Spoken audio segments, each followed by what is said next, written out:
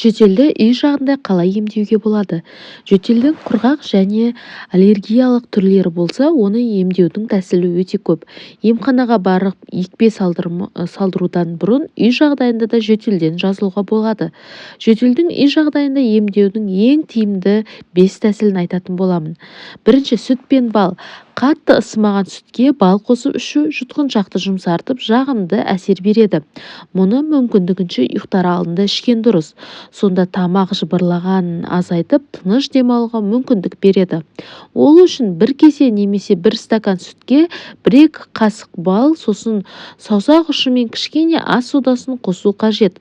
Мұны түсте және кешке қабылдау жөтелді босатып, қақырықты түсіріп, организмдегі зиянды заттардың сыртқа шығуын әсер етеді. Екінші, көкөністі қолдану. Жөтелді қойдырудың тағы бір әдісі ол көкөністерді пайдалану. Ол үшін 1 картоп, 1 алма және 1 пиязды суға салып қайнату қажет. Бұл ретте картоп пен алманы сол күйінде, ал пиязды ашып салған дұрыс. Сонымен қатар отты баяу қоюды ескерген жөн. 2 мәрте қайнатып, суы біраз сарқылғанда оттан аласыз. Дайын болған сұйықтықтан күніне 1 шай қасықтан 3-4 рет ұрттап отырсаңыз, жөтелді қойдырады. Үшінші, құйрық май.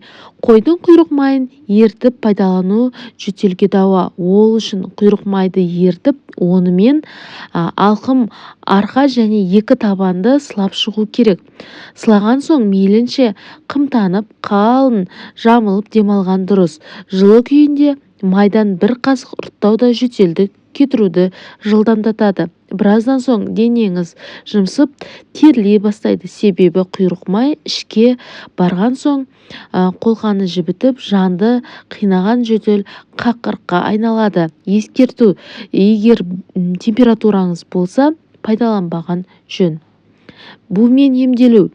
Жөтел енді басталып келе жатқан кезде дәрігерлер ингаляция жасауды ұсынады. Егер осында ингаляция аппараты болмаған жағдайда қолда бар заттарды кәдеге жаратуға болады.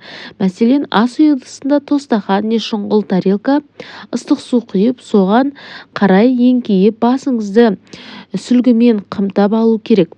Бірнеше рет бумен демалу жөтелді босандырады. Егер ингалятор аппараты болса, бұл процесі жеңілдей түседі. 5-ші, ірі қара бұрыш. Кәдімгі ұсақ емес, ірі домалақ пішінді қара бұрыштар жөтелді қойдыруға таптырмас ем. Оның 2-3 данасын ауызға салып шайнау керек. Егер 3 күн қатарынан үзбей күн сайын 1 мәртеден қолдансаңыз, жөтеліңіз қайта бастайды. Қара бұрыш кеңіртекті емдеп, тыныс жолдарын ашып, жөтелуге мәжбүр етіп тұрған бактерияларды жояды.